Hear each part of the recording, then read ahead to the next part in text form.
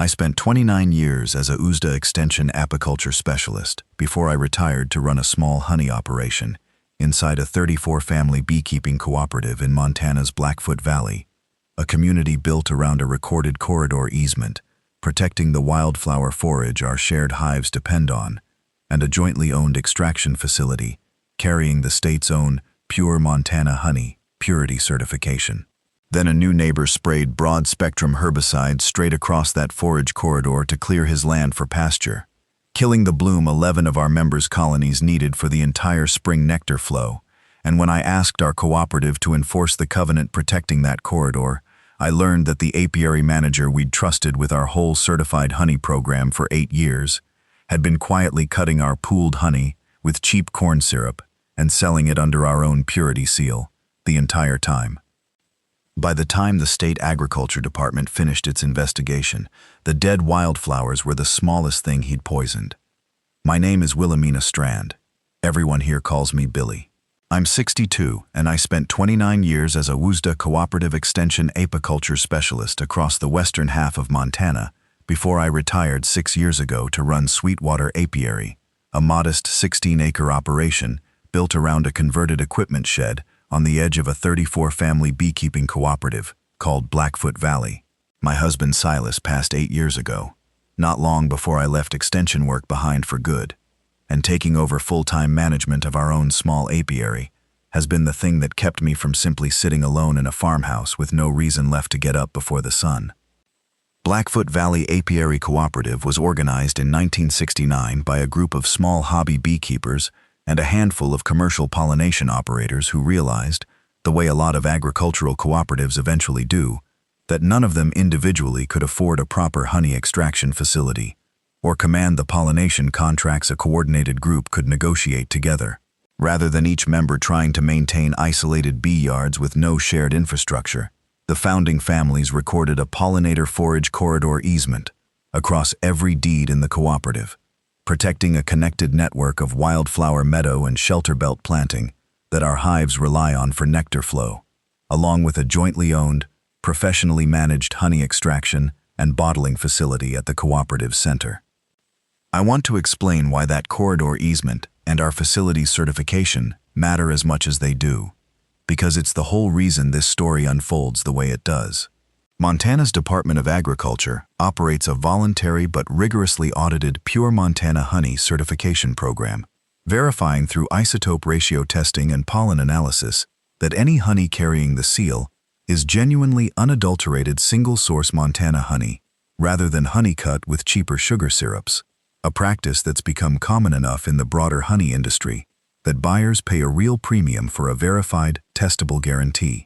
Every one of the 34 families in Blackfoot Valley depends on that certification, since our cooperative's entire pooled honey program, sold under a single shared label to regional grocers and specialty buyers, is bundled under that one facility certification, rather than tested separately for each member's harvest. I've served on the cooperative's Apiary Oversight Committee for 4 of my 6 years here, a volunteer role that mostly involves reviewing new member hive placements, coordinating the pollination contract schedule with regional orchard operators, and occasionally walking a disputed forage boundary with a neighbor who isn't sure whose planting the corridor easement actually protects. It's work that lets me use the same careful, methodical attention to colony health and forage quality that defined my whole extension career, just aimed at a single valley instead of half a state's worth of client operations. Our cooperative has always relied on one hired professional to run the daily operations of the central facility, an apiary manager named Bertrand Loomis, retained for 8 consecutive years to coordinate the pooled honey harvest, run the extraction and bottling equipment, and keep the facility's state certification paperwork current. Bertrand came recommended by a regional beekeepers association when the board first hired him, and over 8 years he built a reputation as the one person who understood every detail of running a commercial extraction operation well enough that the rest of the volunteer board, myself included, rarely questioned his day-to-day decisions in any real depth. My days these days run entirely on the beekeeping calendar. Spring means checking overwintered colonies the moment temperatures allow, since a weak hive can collapse within days once a queen fails without anyone noticing in time. Summer means near-constant hive inspections, swarm management, and honey supers building weight through the nectar flow. Fall means extraction, and winter means the slower work of equipment repair and next season's planning. It's a rhythm that took some real adjustment after decades of an ordinary extension schedule crisscrossing the western counties. But it's become the thing I genuinely look forward to each year now, the way Silas and I used to look forward to it together before he passed. Blackfoot Valley has changed some since the founding families first organized it, the way any 55-year-old cooperative eventually does. A handful of founding families are still here, people who remember hauling extracted honey home in mason jars before the shared bottling line ever existed. But a growing share of newer members came specifically for the pollination contract income and the shared certification, rather than any real involvement in the cooperative's governance, members who understand Blackfoot Valley exists, but don't always understand why the state purity certification matters as much as it does. I don't hold that against anyone. You don't need to understand isotope ratio testing to love keeping bees in a beautiful Montana valley, but it does mean fewer and fewer members each year could actually explain the cooperative's certification obligations from memory, myself and a shrinking handful of others aside. Sweetwater Apiary itself runs almost entirely on my own labor these days, with one part-time hand I bring on during extraction season, tending around 110 colonies across my own 16 acres, and my allotted placement within the cooperative's shared forage corridor. I sell most of what I harvest, direct to a handful of regional shops, and a mail order list Silas and I built up over 2 decades, the kind of small operation that survives less on volume than on the reputation a family builds jar by jar over half a lifetime. I've spent enough early mornings suited up in a bee yard at first light, listening for the particular hum of a queenright colony working well, to understand exactly how much invisible vigilance sits underneath something that looks, from a farmer's market customer's perspective, like nothing more complicated than a golden jar on a table.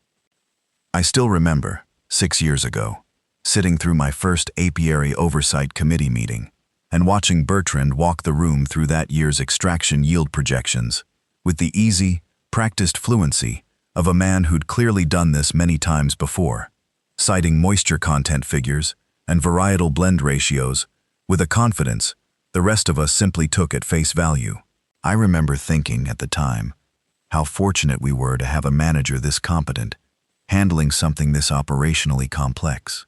It didn't occur to me until years later to wonder whether that same fluency might, eventually, become exactly the kind of cover a real problem could hide behind. The parcel at the valley's western edge, a modest former hay operation that had sat quiet for years under an absentee owner, sold last autumn to a man named Sterling Wexford, a cattle rancher expanding out from a larger spread near Missoula, who told the neighbors who welcomed him that he planned to clear the back acreage for improved pasture before spring. Since he'd bought the place specifically for grazing potential he assumed came with open Blackfoot Valley land. I thought little of it that autumn, since clearing pasture on one's own back acreage is an entirely ordinary thing for a new rancher to want, forage corridor easement or not. It wasn't until the wildflowers should have been coming into full bloom in May, right as I was checking colony weight gains across the cooperative's shared bee yards for the season's first real nectar flow, that I found the die-off. Sterling's contracted sprayer had drifted broad-spectrum herbicide straight across the recorded corridor easement, killing the clover and wildflower planting 11 members' hives depended on, and drifting enough residue directly into several bee yards that entire foraging crews from 4 colonies simply never returned, 3 weeks before what should have been the strongest honey flow of the year.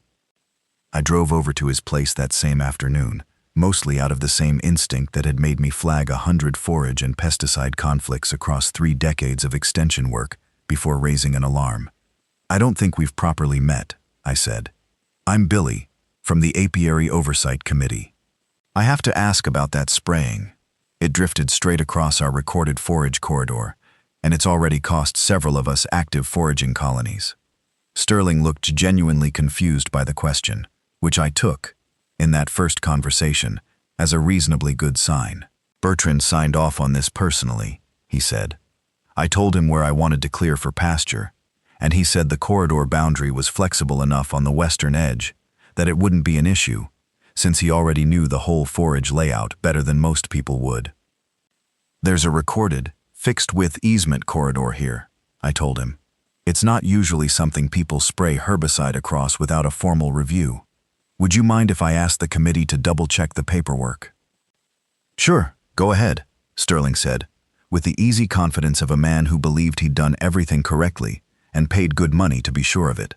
I've got a text from Bertrand saying the spray plan was fine. I don't have any reason to think there's a problem on my end. I want to explain why I didn't simply call the county weed board that same afternoon and let the matter resolve through ordinary noxious weed spraying code alone, since a neighbor or two suggested exactly that once word got around. The county weed board's process governs registered pesticide application for weed control, but it has no mechanism at all for enforcing a private, recorded forage corridor easement specific to our cooperative, a document that exists entirely outside the county's ordinary weed control review and depends entirely on our own cooperative actually enforcing it. A county finding that Sterling spraying met ordinary herbicide label requirements would have told me nothing at all about whether it had been applied across ground the cooperative had a recorded right to keep as protected forage. I pulled our own recorded easement from the county clerk's office that same evening, along with the original 1969 Blackfoot Valley Forage Survey the founding families had commissioned before ever organizing the cooperative, documents I'd reviewed more than once in my 4 years on the Apiary Oversight Committee. The easement was exactly as specific as I remembered. A fixed 60-foot corridor reserved as protected wildflower forage across every affected lot. With any new agricultural spraying or land clearing crossing, that corridor, requiring a formal committee review, that Sterling's project, as far as I could find in our own meeting minutes, had never actually received. I called our cooperative's small administrative office the next morning and asked to see the Apiary Oversight Committee's file on Sterling's spraying plan. The part-time administrator who answered told me, after checking, that the approval had been handled entirely by Bertrand directly, with no committee review documented anywhere in the file, which struck me immediately as unusual, since every other easement-adjacent agricultural request I'd reviewed in 4 years on the committee had gone through our full seasonal review process before approval. I called Bertrand directly that same afternoon. "I understand you're upset about a neighbor's spray plan," he said, in the practiced, unhurried tone he'd used at committee meetings for as long as I'd known him. But I looked at the corridor myself and didn't think it needed the full committee's time. Sometimes a straightforward request doesn't need the whole process. "This isn't a straightforward request," I said. "It's herbicide drift across a recorded 60-foot forage corridor, 3 weeks before our strongest nectar flow. I'd like to see the review you actually did, because it isn't in the committee's files." "I'll have to pull my notes," Bertrand said. "I don't keep every site visit documented in the shared file. Some of my review work is more informal than that, especially for requests I'm confident about." That answer, an 8-year apiary manager admitting that his own personal, undocumented judgment had substituted for our cooperative's actual easement review process, was the moment I stopped assuming this was a simple oversight. I walked the full length of the damaged corridor the following week, mapping exactly how much of that season's expected honey production had been lost before our members could relocate surviving colonies away from Sterling's spray zone. The same close, methodical assessment I used to do evaluating a client operation's whole forage base before recommending a pollination contract. The loss came to nearly 4 colonies entirely collapsed, and a documented honey production shortfall across the affected bee yards. A loss large enough that, in my professional life, would have triggered an immediate incident report on any comparable pesticide exposure event. I brought the loss figures to Bertrand directly at our next scheduled apiary oversight meeting, laying out the numbers against our recorded corridor easement. "A loss this size on an easement this specific isn't normal," I told him. "Either there's been a genuine misunderstanding about where the corridor actually sits, or somebody approved something that never should have passed review. Colony losses happen for all kinds of reasons this time of year," Bertrand said. "I wouldn't read too much into a few bad weeks before we've seen how the rest of the season goes." I retained a property rights attorney the following week, a sharp, patient specialist named Maricela Quintrell, who'd handled a handful of agricultural easement and pesticide drift disputes for other Montana cooperatives before ours. "This is about as clean an easement violation as I've reviewed," she told me during our first meeting, spreading the survey and my loss figures across her desk. A recorded 60-foot corridor. This specific doesn't leave much room for informal review. Either your apiary manager genuinely doesn't understand the corridor he's approving spraying against, or he understands it perfectly well and approved this anyway. Maricela sent Bertrand and the full board a formal written demand, citing the easement, my loss figures, and a request for the complete file behind Sterling's approval. The response, 2 weeks later, argued that the easement's corridor width was a general guideline rather than a strict boundary, on the western edge specifically, a position Maricela found almost impressive in its willingness to invent a reading with no support anywhere in the easement's actual recorded text. Recorded easement widths aren't guidelines, just because enforcing them is inconvenient for somebody, Maricela told me. This is a stalling position, not a real legal one. He pulled Montana case law on recorded agricultural easements that same week, confirming that state courts have consistently treated a properly recorded, specifically dimensioned easement corridor as binding regardless of how informally any individual facility manager chose to administer it in practice. I brought the whole exchange to Sterling directly, catching him at his mailbox one evening. The committee's telling my attorney the corridor width is basically a suggestion on your side, I told him. I don't think that's going to hold up, and I want you to understand this isn't personal. I just need our forage corridor to keep supporting the colonies the way it's supported them for 55 years. Sterling's expression shifted in a way that told me he'd started doing some research of his own. Look, Billy, I paid Bertrand an expediting fee to get this handled fast, he said. $1,200, on top of whatever his normal consulting rate is, because my sprayer's schedule was tight before a rain window closed. Nobody told me there was anything unusual about paying for faster service. I assume that's just how this cooperative operates. That detail, an expediting fee paid specifically to get an approval that skipped the one review that actually mattered, was the first piece of information suggesting this was bigger than a single damaged forage corridor. I called Tobias Rehnquist, a younger board member who'd worked alongside Bertrand's crew during a previous season's extraction run, that same evening, mostly to ask whether he'd ever heard Bertrand mention an expedited review option. Never once, Tobias told me. If there'd been a real fast-track process, I'd have known about it, since I was the one helping hall supers for half his site visits that year. His answer confirmed something I'd already started to suspect. Whatever arrangement Sterling had paid for, it had never once involved the kind of careful site work Bertrand's reputation was actually built on.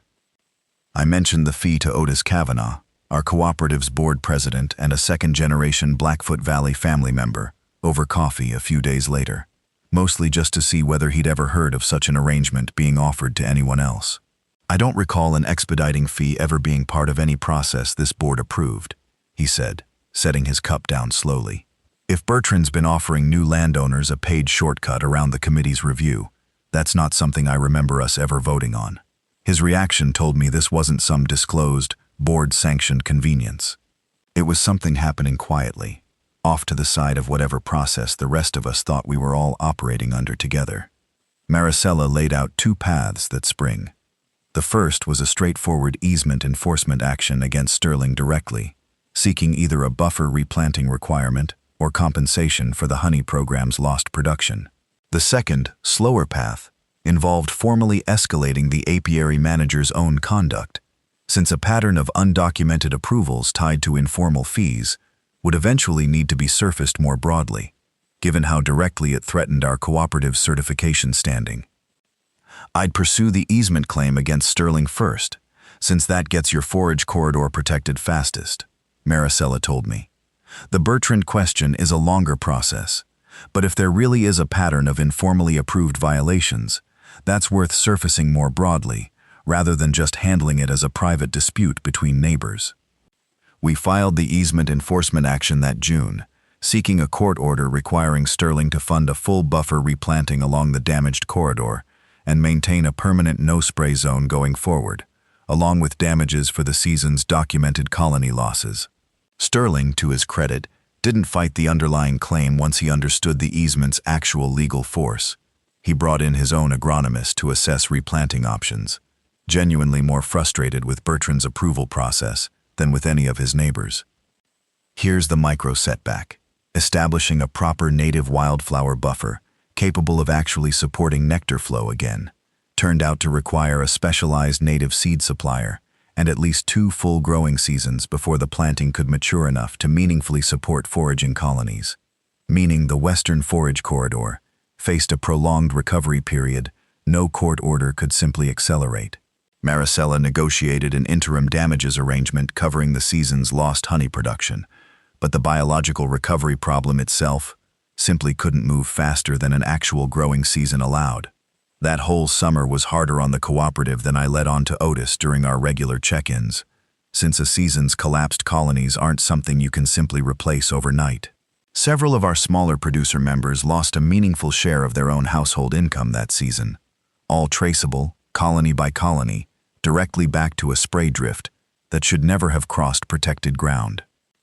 The hearing that September was brief, since Sterling's own agronomist had independently confirmed the easement violation and the extent of the forage damage, and the court ordered the buffer replanting completed on the timeline his agronomist had proposed, along with the interim damages Maricela had negotiated and a permanent no-spray buffer requirement recorded against his deed.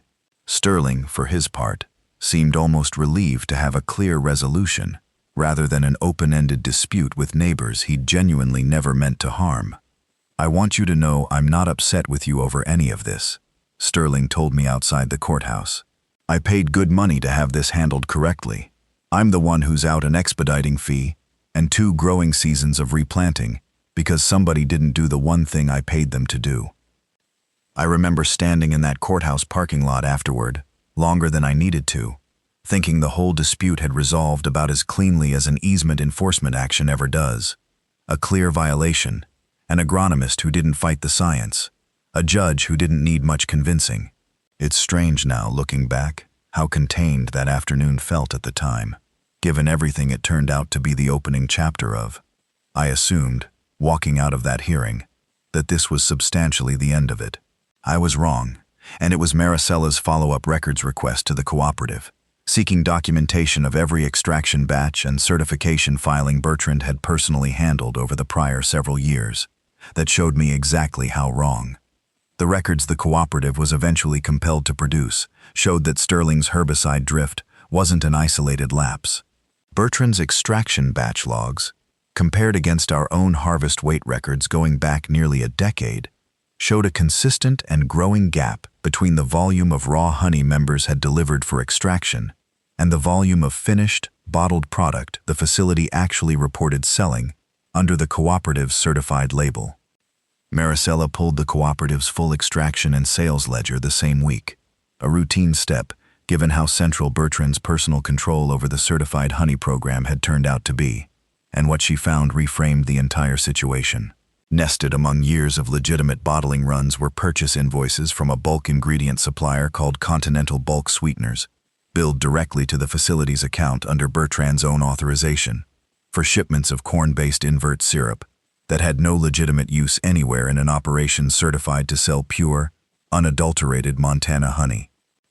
"Look at how consistently these syrup shipments line up with the gaps in your own harvest records," Maricela told me, spreading years of supplier invoices and bottling output figures across her office table, obtained through the records request.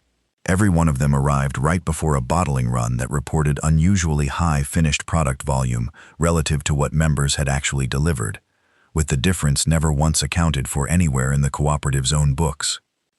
I pulled Northern Prairie Foods' own purchase records that same week, out of the same instinct that had once sent me tracking down a suspected pesticide contamination event by cross-referencing regional supplier shipment dates rather than trusting a single grower's account. Northern Prairie Foods, the cooperative's largest regional buyer, confirmed that Bertrand had personally negotiated and fulfilled every shipment under the Pure Montana Honey certified label for the past 8 years, with volumes that, once compared against actual harvest weights, could only be explained by the honey having been extended with something other than what our members had actually produced. I drove up to Sterling's place that same week, mostly to let him know what Maricela had found, since his own rushed approval had turned out to be part of a much larger pattern. "I had no idea any of this was going on," he told me. Bertrand just seemed like the guy who had it all handled. I paid him because he made it sound like the sensible, professional way to get things approved fast. That detail, an 8-year apiary manager's reputation for operational authority, apparently substituting, for years, for any actual outside verification of what was actually going into the bottles carrying our cooperative's name, turned out to matter more than either of us understood standing in his driveway that afternoon. Bertrand Loomis had served as Blackfoot Valley's apiary manager for 8 consecutive years, a tenure built on a reputation, earned early and never seriously questioned since, as the one professional whose operational judgment about the extraction facility the rest of us simply didn't feel qualified to second-guess. Nobody in nearly a decade of seasonal committee meetings had ever needed to ask what happened when the manager entrusted with protecting our cooperative's single most valuable shared asset, our name and our purity certification, started quietly diluting it for himself. I want to answer plainly why Bertrand believed he could run this pattern across 8 years without anyone noticing. The honest answer is that a shared certification program, for all its formal language and state agricultural regulations, ultimately depends on member owners trusting that whoever holds day-to-day control over extraction and bottling is actually reporting honestly, and Blackfoot Valley, like a lot of small cooperatives that outsource this kind of specialized work, had simply never had a reason to independently verify that trust before a pattern this sustained came along.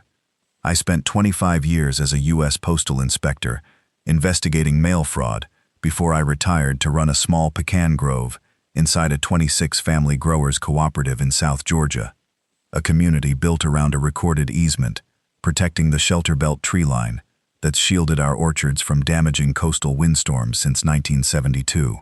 Then a new neighbor clear-cut 60 yards of that shelter belt to clear a private shooting range 3 weeks before our harvest.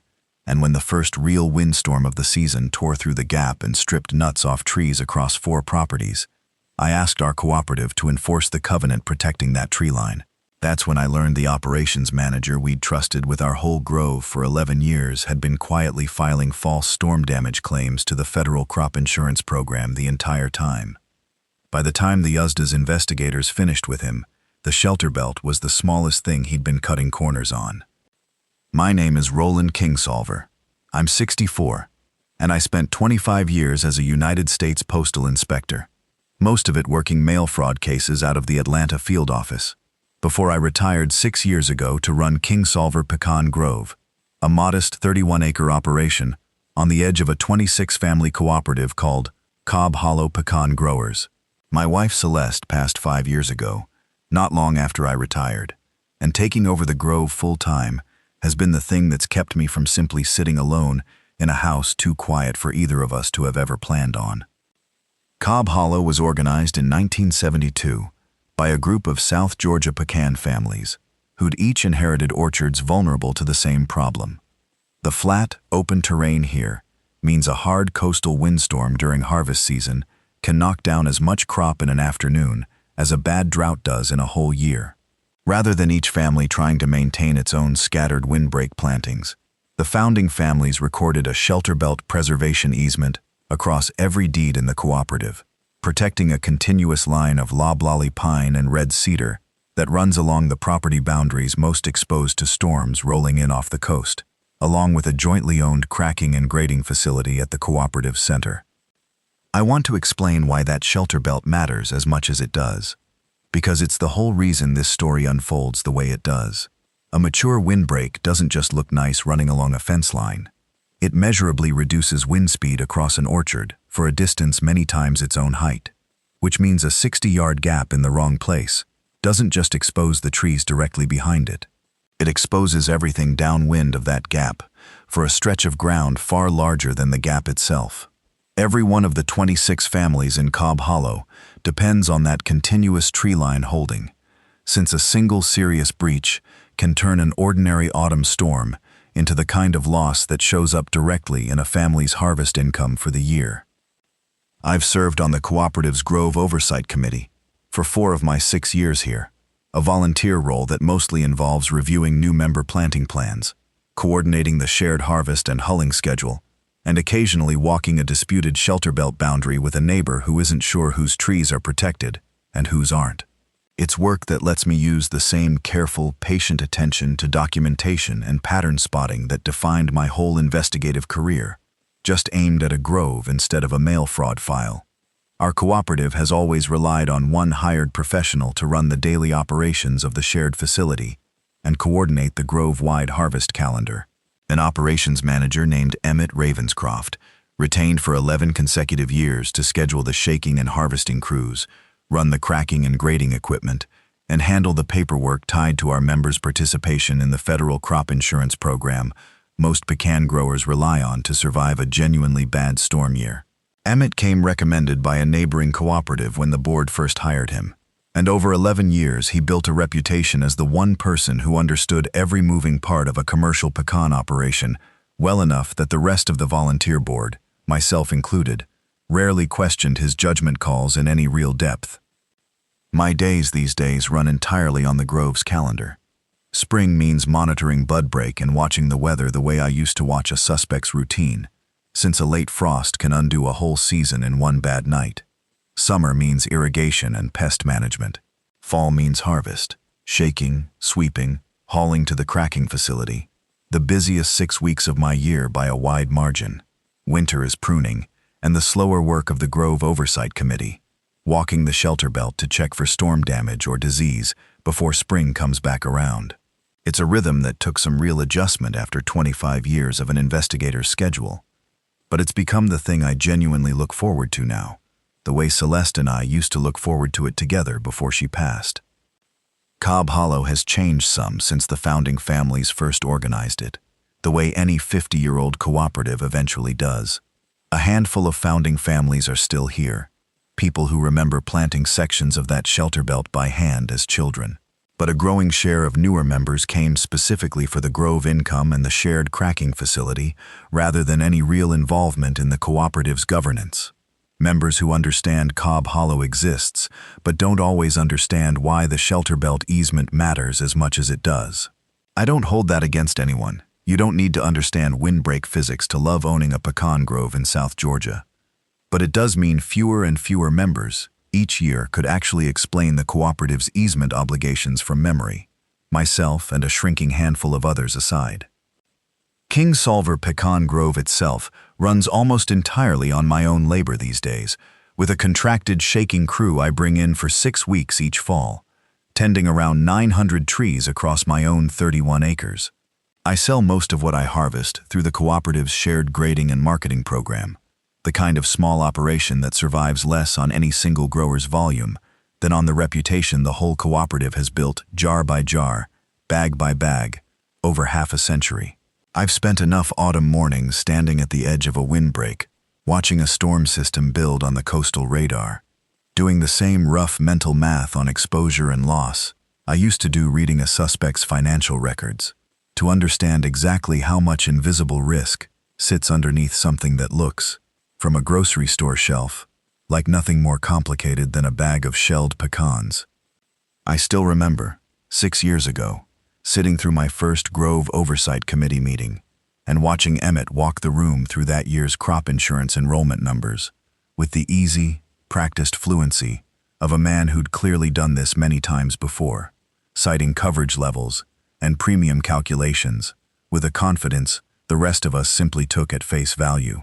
I remember thinking, at the time, how fortunate we were to have a manager this competent handling something this complicated on our behalf. It didn't occur to me until years later to wonder whether that same fluency might, eventually, become exactly the kind of cover a real problem could hide behind. The parcel at the cooperative's southern edge, a modest homestead that had passed through a few different owners over the years without much incident, sold last winter to a man named Holt Bannerman, a retired manufacturing executive from Atlanta, who told the neighbors who welcomed him that he planned to build a private shooting range on the back acreage.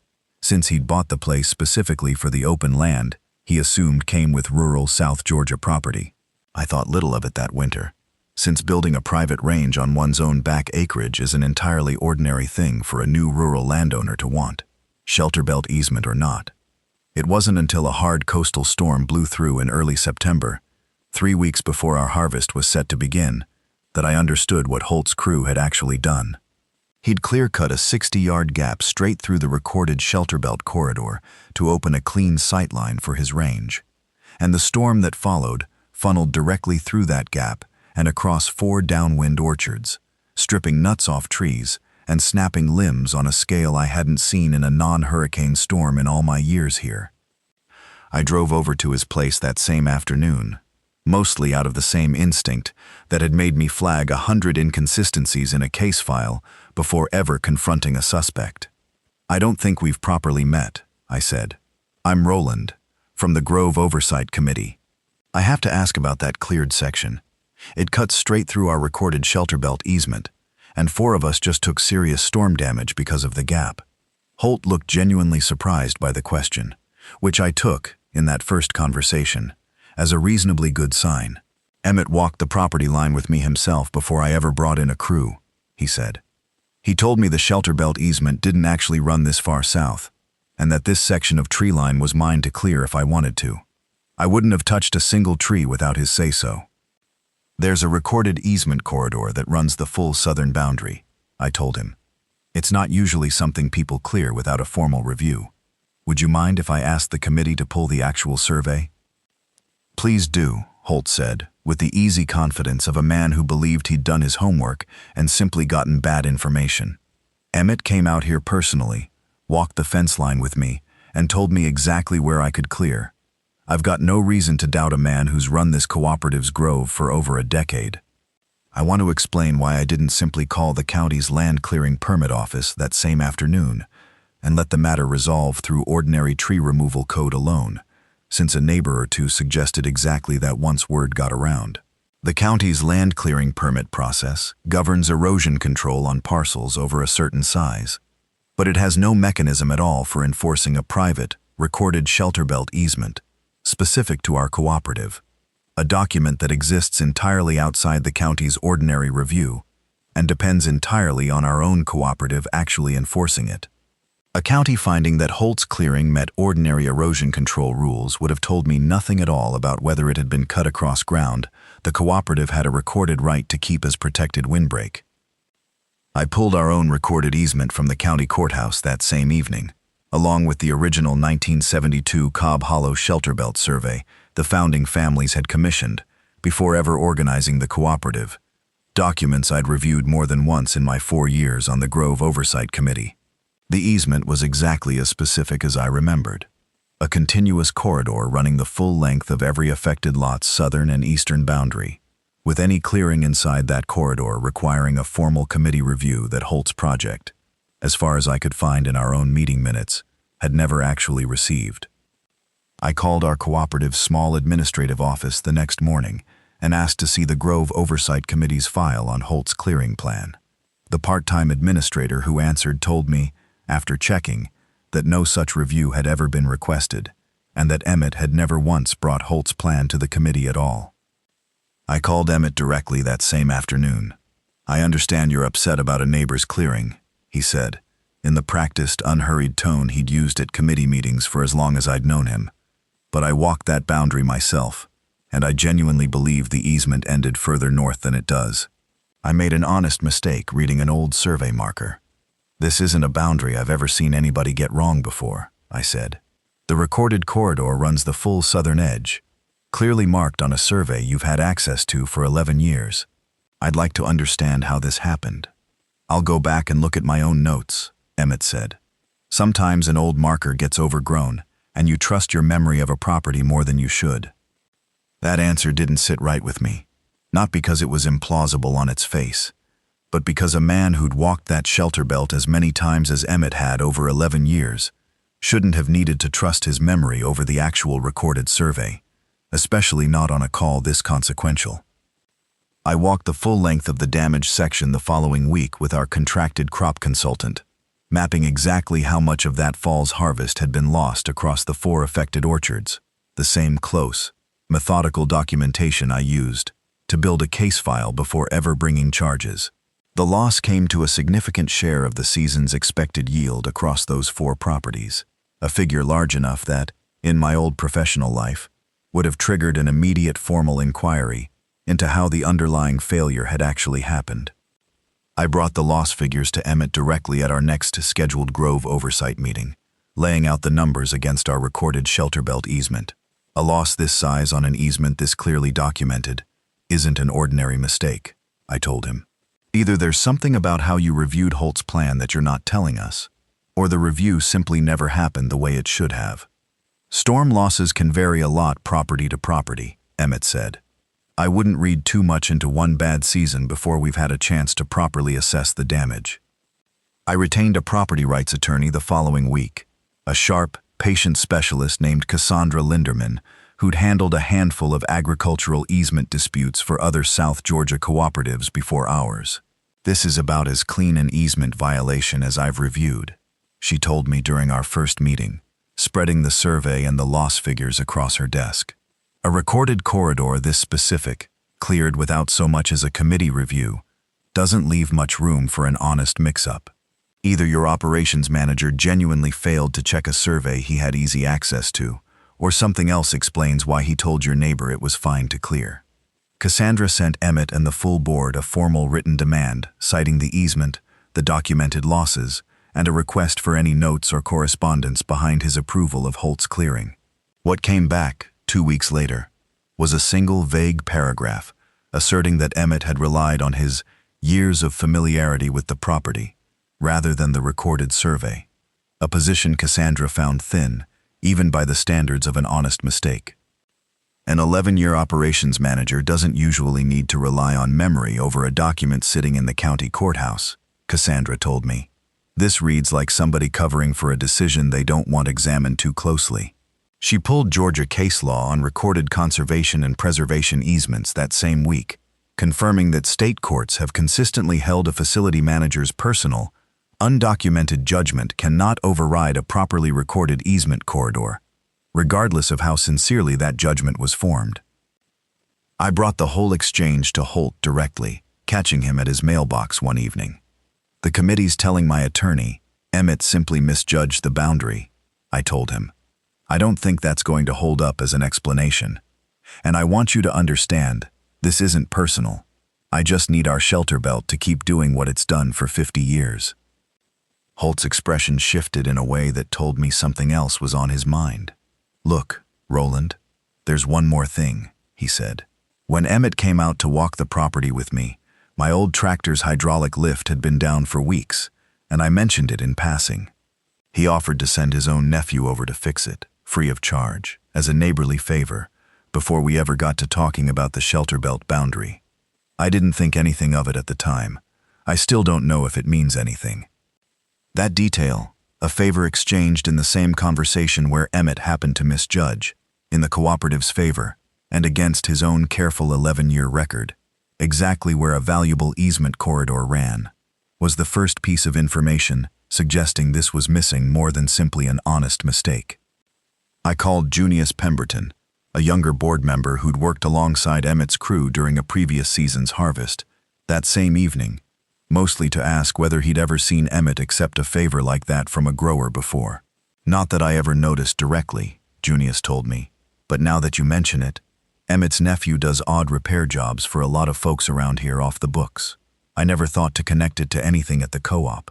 His answer didn't prove anything, but it told me the pattern, if it existed, wouldn't necessarily have been obvious to anyone who wasn't specifically looking for it. I mentioned the favor to Sylvester Coombs, our cooperative's board president and a second-generation Cobb Hollow family member, over coffee a few days later, mostly just to see whether he'd ever heard of anything like it. I don't like the sound of that at all, he said, setting his cup down slowly. If Emmett's been trading favors for easement sign-offs, that's not something any of us ever authorized, and it's not something I'd have expected from him after 11 years.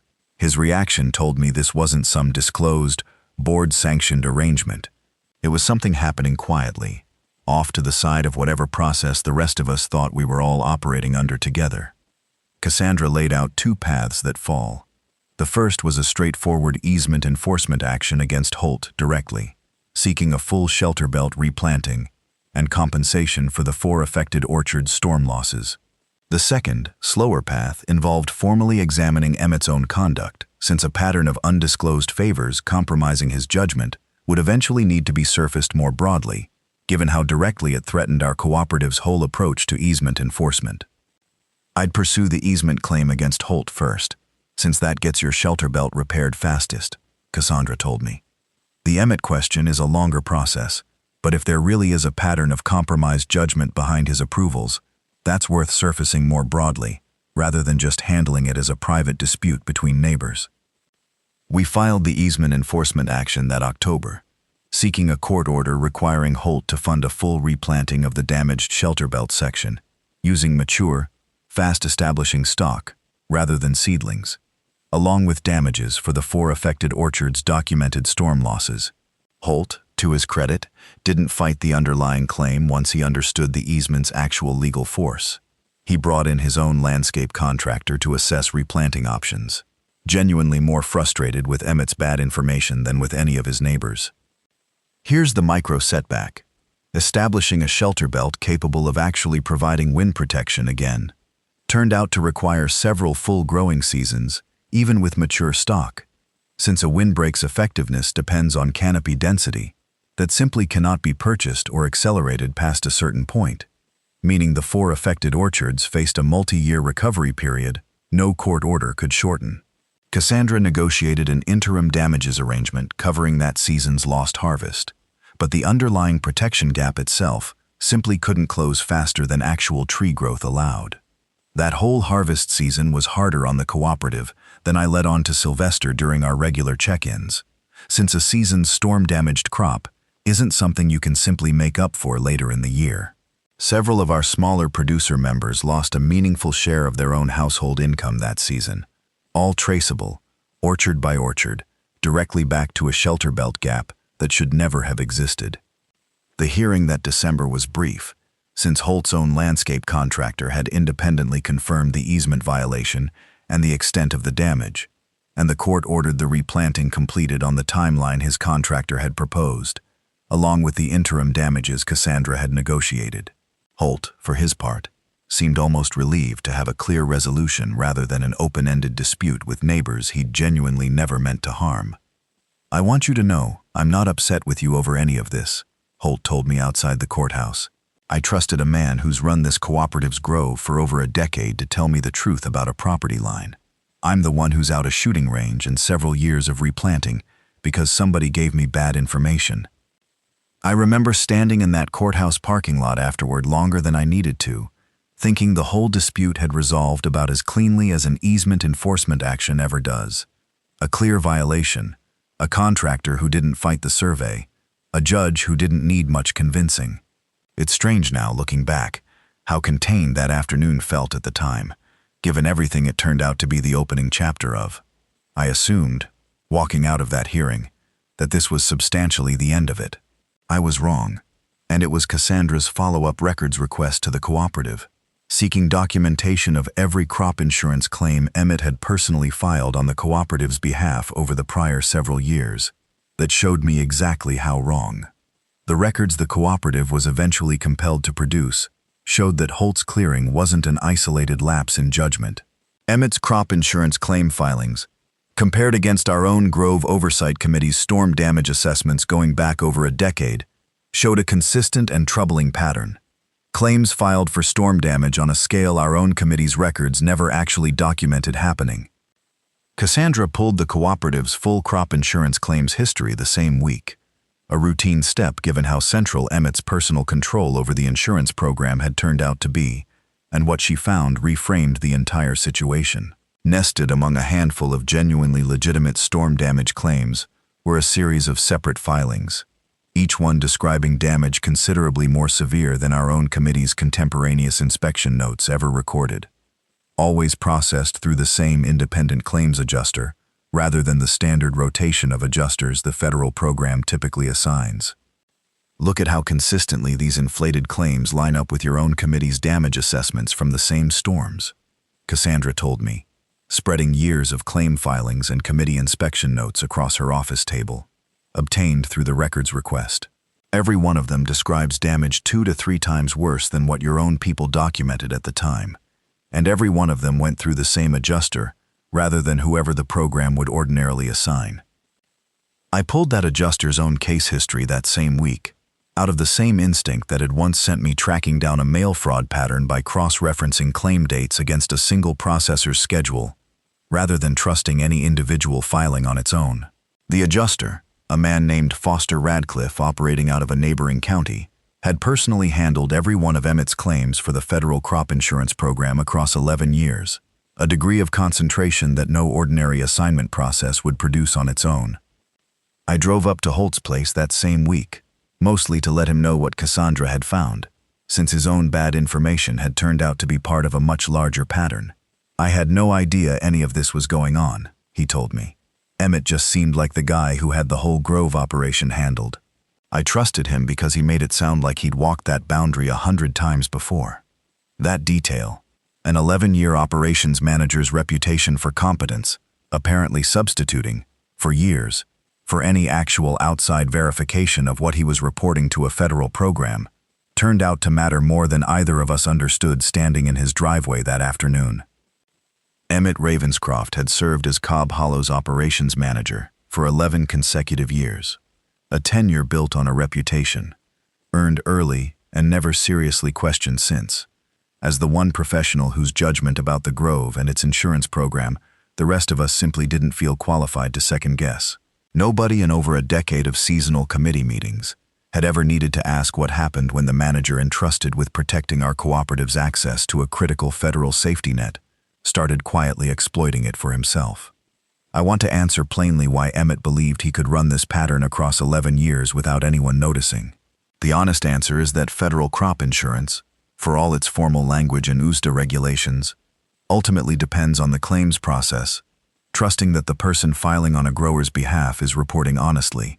And Cobb Hollow, like a lot of small cooperatives that outsource this kind of specialized administrative work, had simply never had a reason to independently verify that trust before a pattern this sustained came along.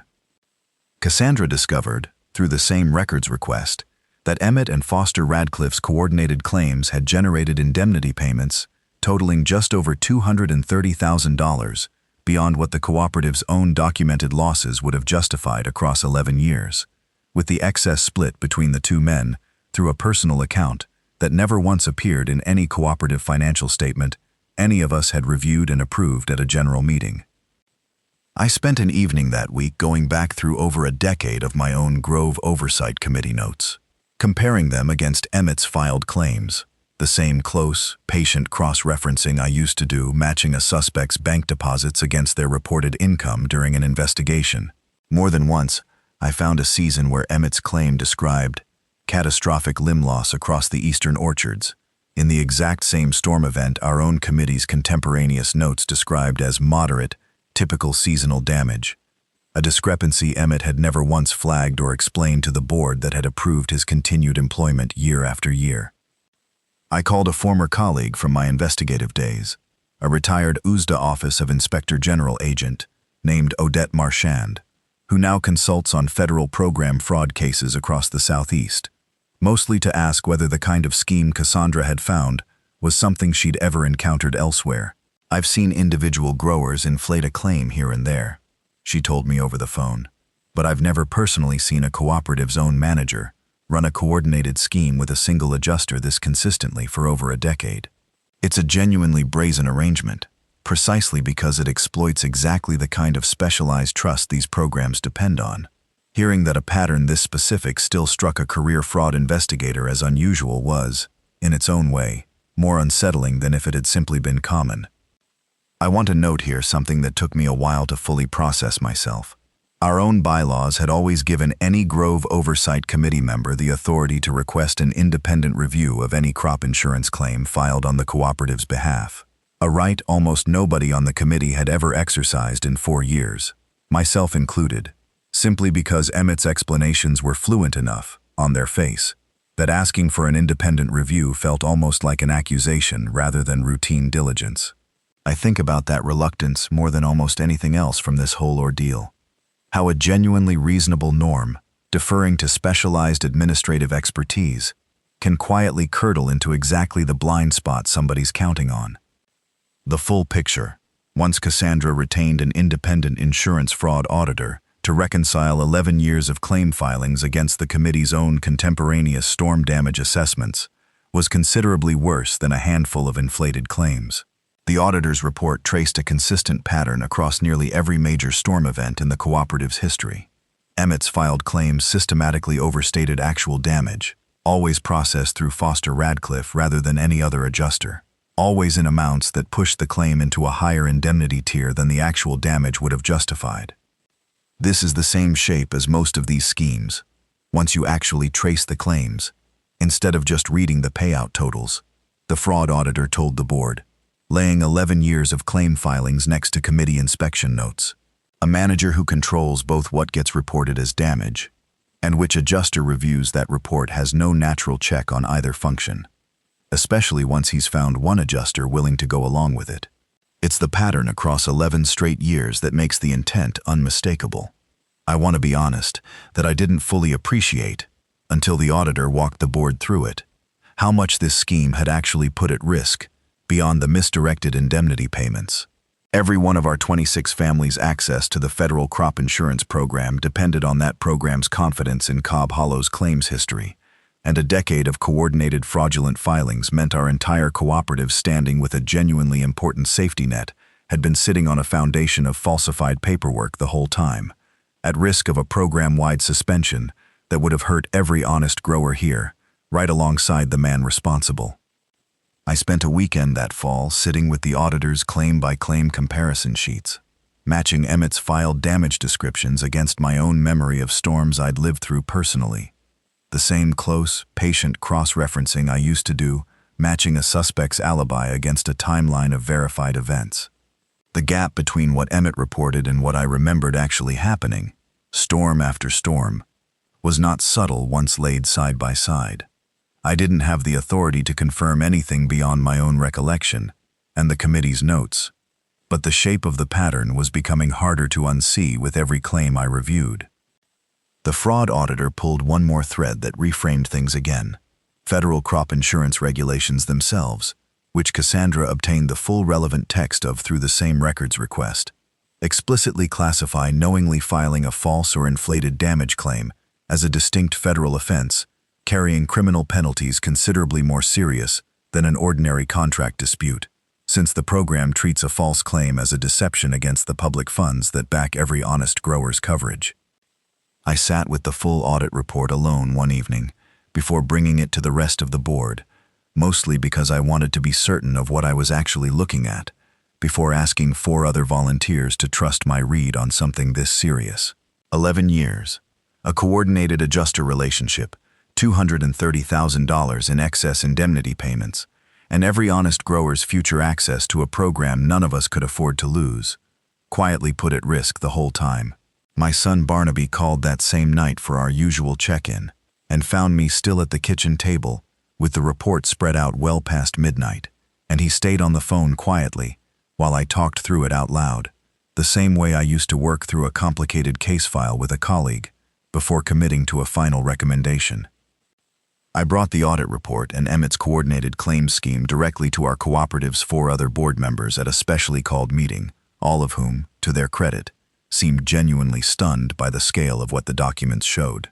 We trusted Emmett specifically because he was the one person who actually understood the insurance program in real depth, Sylvester Coombs told me, visibly shaken. I signed off on his claim summaries for years, without ever once asking to see the underlying damage comparison. I understand now why that was more convenient for somebody than I ever realized. I requested Emmett's contract be terminated directly at that meeting, laying out the coordinated claims scheme in front of a room that included several of the cooperative's smaller producer members whose own future access to crop insurance had, unbeknownst to them, been put at risk by over a decade of fraudulent filings. Every claim I've ever filed reflected my honest professional judgment about the damage this grove sustained, Emmett said, when the board invited him to respond. I don't believe there's any actual fraud here. Storm damage assessment isn't an exact science, and reasonable people can disagree about the severity of a given event. You filed claims describing catastrophic damage our own committee documented as moderate, routed every single one through the same adjuster instead of whoever the program would normally assign, and split the excess payout with that adjuster personally, Sylvester said. That's not a disagreement about severity. That's a scheme you built quietly inside a professional retainer the rest of us trusted you to fill honestly.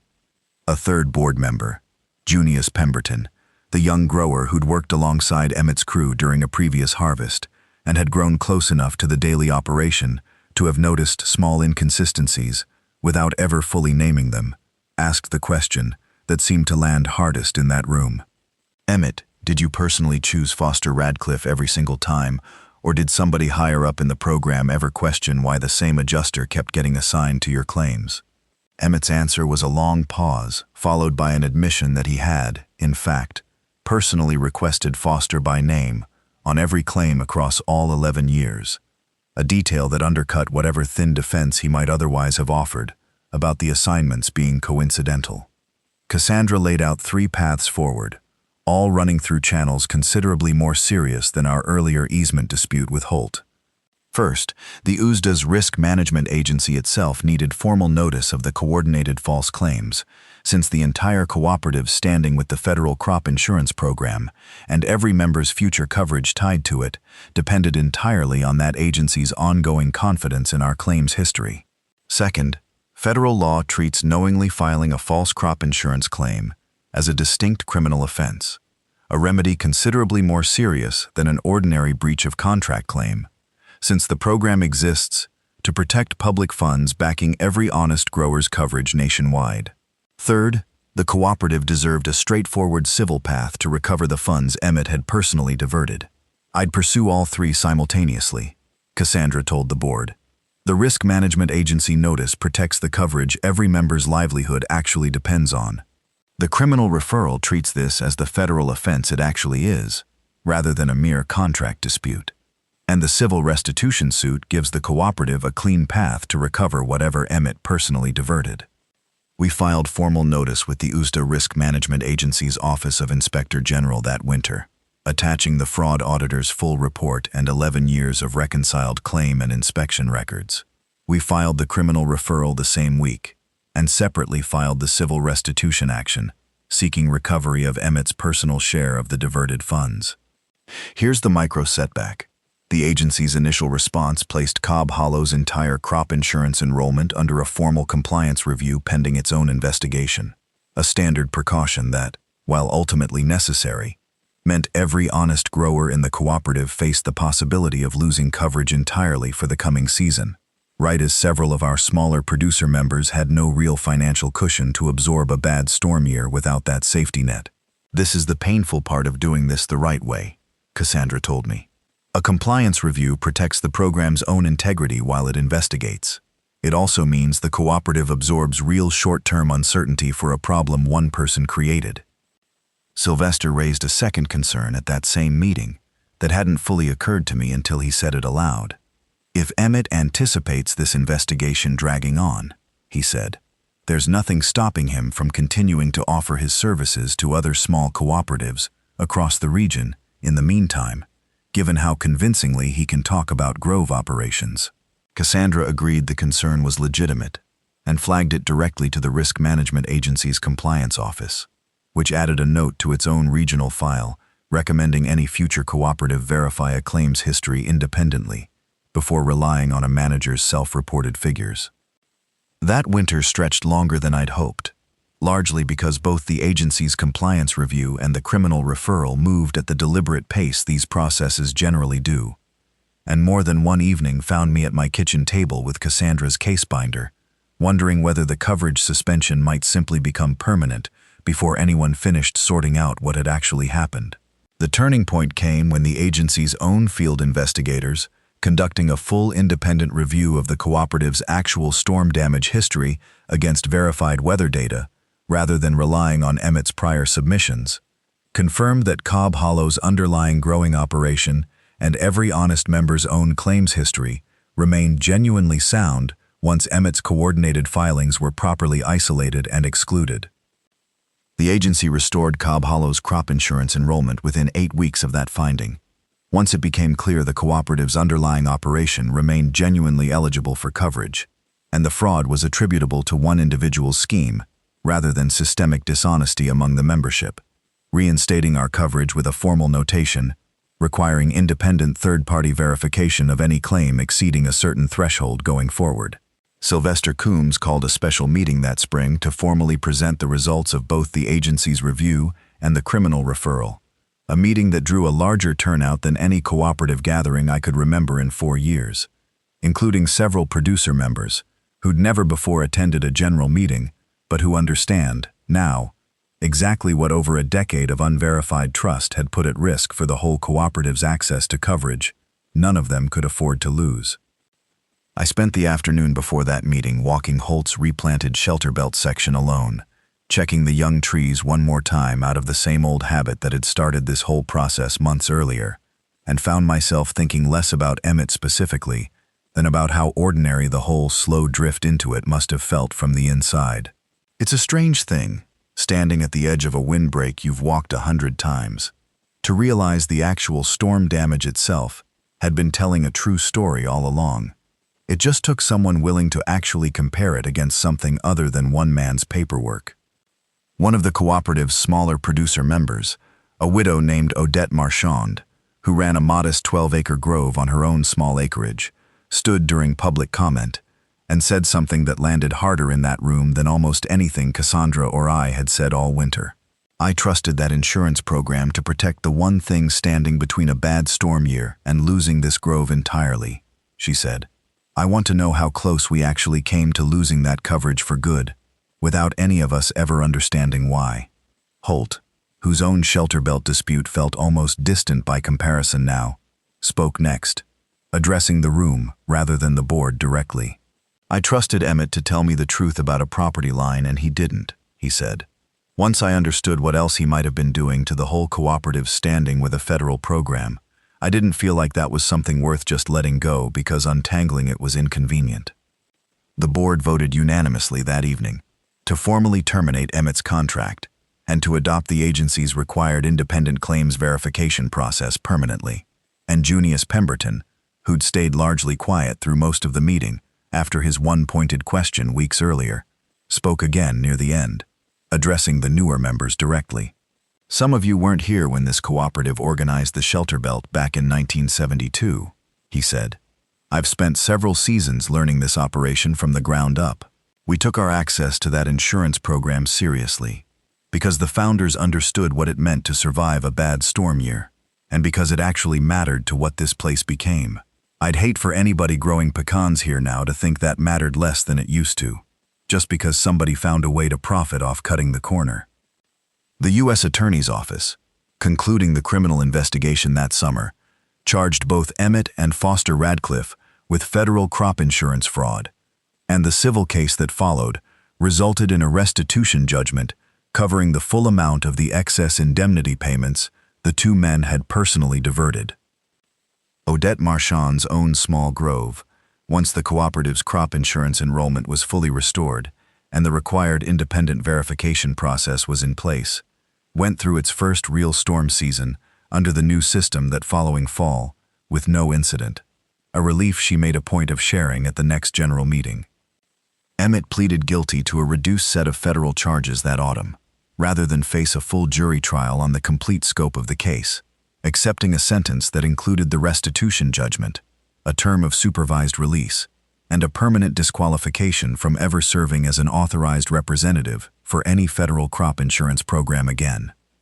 The restitution order, once finalized, required Emmett to repay the diverted funds on a structured schedule, with a portion of each payment directed specifically toward funding an independent claims verification pilot program the risk management agency now offers to small agricultural cooperatives, something Cassandra told me was an unusually thoughtful addition to a restitution order of this kind.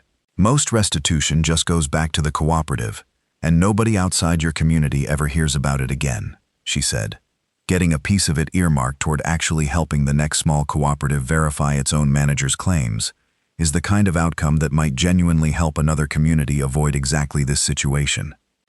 Junius Pemberton volunteered to serve as the Grove Oversight Committee's liaison to the new independent verification process, given his own hands-on experience with the daily operation. And Odette, once her own coverage was fully secured, became one of the most engaged new volunteers our committee had seen in years. I called Odette Marchand's namesake, my own former colleague from the Inspector General's office, back once the restitution order was finalized, mostly because I felt she deserved to know that the scheme she'd found so unusual over the phone had turned out to match our situation almost exactly. "I wish I could say I was surprised," she told me, "but I'm glad you had the reconciliation to actually prove it this time, instead of just a general sense that some of these cooperatives are left with." I've thought about that phone call more than once since. How a scheme brazen enough to genuinely surprise a career fraud investigator had still managed to run undetected in our own cooperative for over a decade before anyone thought to check the underlying claims history. People sometimes ask whether one neighbor's shooting range was really connected to a $230,000 crop insurance fraud scheme, or whether I simply got lucky pulling at a loose thread. I don't think it was luck, and I don't think the two things were ever as separate as they first looked. Both depended on the same quiet bet, that a small cooperative of Georgia pecan families, having found one professional fluent enough to trust completely, would never think to check whether that fluency was still being applied honestly. The question underneath all of it was never really about one damaged shelter belt section. It was about whether Cobb Hollow could trust that the federal safety net protecting our whole cooperative's ability to survive a bad storm year was actually being administered the way it was supposed to be, or whether that protection would get quietly exploited, one inflated claim at a time, by whoever figured out how convenient nobody else's scrutiny had become. My son Barnaby asked me, on one of his visits down from Savannah not long after the settlement, whether I regretted spending the better part of a year on a fight that started with a single neighbor's shooting range, instead of just accepting the interim damages and letting the rest go. I told her the honest truth, no, though I hadn't expected, at 64, to spend most of a year reading federal crop insurance regulations and fraud audit reports, instead of just running the grove and watching the shelter belt hold the way Celeste and I always trusted it to every autumn. He told me that sounded exactly like the kind of thing I'd spent 25 years training for, without ever expecting to actually need it again, which is about as fair an assessment as anyone's offered me since. I think about Emmett more than I expected to, honestly, in the months since this resolved. 11 years is a long time to hold a cooperative's trust honestly, before a pattern like this takes hold. I don't think he set out, in year one, planning anything like what it eventually became. I suspect the first inflated claim, for a genuinely bad storm that felt worse than the paperwork could quite capture, felt like an ordinary professional shortcut he intended to correct later, and each subsequent one simply got easier to justify than admitting the first one had crossed a line. I don't offer that as an excuse. I offer it because it's a more useful lesson than simply calling him greedy and moving on. Since the version of this story where somebody sets out from day one to defraud a federal program is rarer than the version where somebody drifts into it, one convenient shortcut at a time. Holt's replanted shelter belt is coming in well this year. Thick enough already that I can see the difference in how the wind moves across that stretch compared to last season, and I've taken to walking it most mornings during harvest, the same way I always did before any of this happened, just to confirm it for myself. Holt stops by the grove most weeks now during the season, mostly to compare notes on how his replanting is holding up, and I don't hold any of this against him.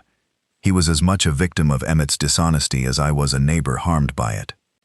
Odette Marchand joined the Grove Oversight Committee with me this year, the first new volunteer we've had in nearly 5 years, and she's brought a genuinely useful patience to explaining our easement and insurance obligations to newer members that I'd been handling almost entirely on investigative instinct alone for years. Sylvester Coombs pushed through a permanent bylaw amendment requiring the agency's independent claims verification process our own coverage had always technically allowed for, finally adopted, plus a mandatory second signature from a board member on any claim above a modest threshold, regardless of how trusted any single manager becomes. Junius Pemberton has taken to giving informal talks at our general meetings a couple of times a year now, walking newer members through the actual mechanics behind our shelter belt easement and our insurance